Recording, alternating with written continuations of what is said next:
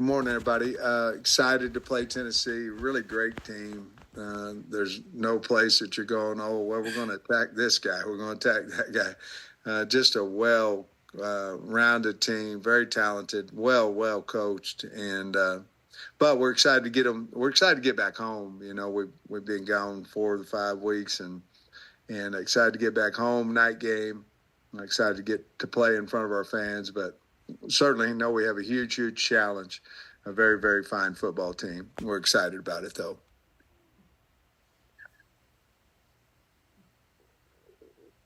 We'll begin with Tom Murphy, the Arkansas Democrat-Gazette. Good morning, Sam. When you look at Tennessee's tackle chart, I mean, they've been playing a lot of guys. And I'm wondering if you could maybe speak to the talent on their front. And James Pierce, his numbers aren't big, but it looks to me like they're just using a lot of guys on that front. Well, James Pierce is special. I mean, very, very special, and we have to understand where he is. We've got to give some help there on him. The problem with that is they really push the pocket well with their interior guys, big physical guys, 10, 20, 21, 55, 53. They're got a lot of depth there, inside and outside. So that's going to be a really huge challenge for us. We have to win first down. We have to stay out of third and long. We have to be able to run the football. We have to be able to complete our short passing game, our quick passing game, our movement passing game, our play action passing game to put, because if we let them just tee off on us, it's going to be a difficult challenge to block them at times. So they're not going to have a tired guy out there. They don't need to because they're very talented and have a lot of depth there. You said Monday you might take a little off of them, but not the tempo part and the mental part. I'm wondering how the first couple of days of practice this week have gone in that regard. We took 10 minutes off of practice yesterday. Our Wednesday's practices are usually about an hour and 48 from start to finish. So we'll stay that way. We took the pads off, went to Spiders on Monday, trying to get healthy, also trying to get our leg, because this is 6 weeks in a row, knowing that Tennessee comes off a bye week as well, that they'll be ready to go.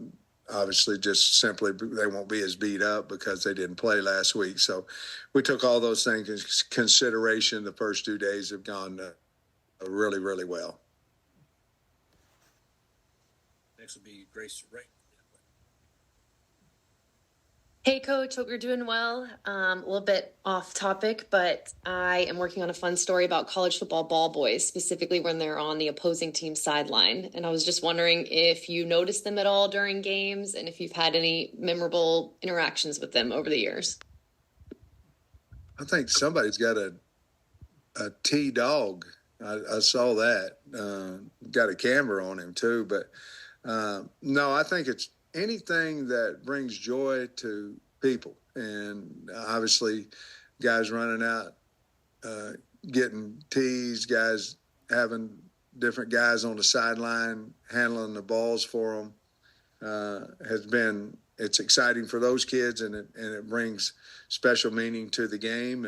And I'm all for it. I haven't noticed a whole lot of things during our games, but the opposing team always has a ball guy over there, and I always visit with him a little bit. They're always good kids. Yeah, are they ever surprised when you chat with them at all?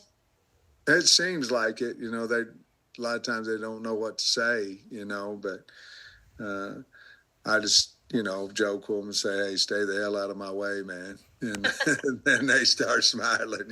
So, and then I ask them what their names are and stuff like that. They got a job to do too, and so I always have a nice time interacting with them right there as the game's just right before the game gets ready to start. Nice. Thank you so much. Next is Jackson Fuller of the Southwest Times Record. Hey, Sam. Last night talking to your players, a bunch of them, the defensive guys really praise Nico, Tennessee's quarterback's maturity. How does that show up on film? And, what are some of the most impressive things about him? That he plays within the offense so well, that he doesn't make mistakes. He's just so talented. He can make every throw, but the thing that you see about him, just the way he carries himself and how he handles the team as a young redshirt freshman.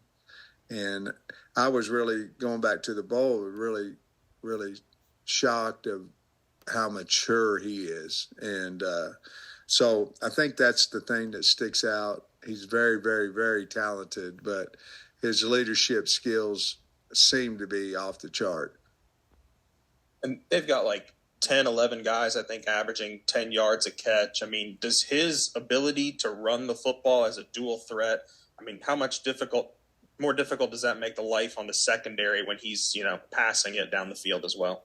Very, because, at times the same guys that are looking for him to come running out of the backfield are the same ones trying to cover that slant route and the stop route, whatever it may be. And anytime you have a running athletic quarterback that can throw, look at Alabama with Milroe, and you can go on and on. Those guys, our kid, Taylor Green, those guys are very difficult to plan for, and if you let them out of the pocket, they're going to hurt you. If you keep him in the pocket, he's going to make some really good throws as well. So that dual threat is very concerning for us this week.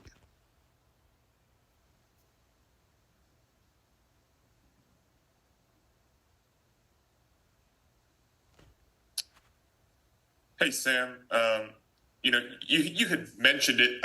Obviously, you're facing an opponent coming off a bye. I'm curious. Do you, in your career, have you tended to see wrinkles from those teams when that's the case, or is that kind of just a myth, kind of changing it up schematically during the bye?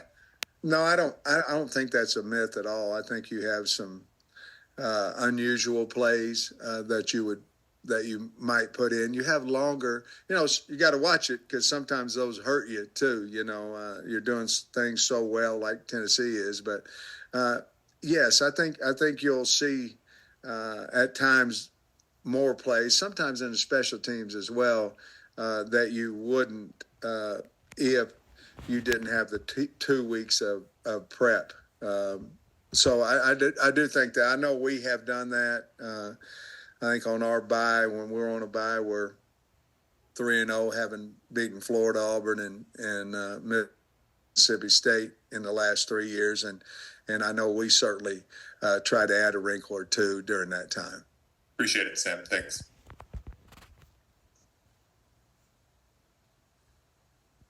Next, we'll go to Bob Holt of the Arkansas Democrat-Gazette. Hey, Sam. How you doing? Hey, Doing great.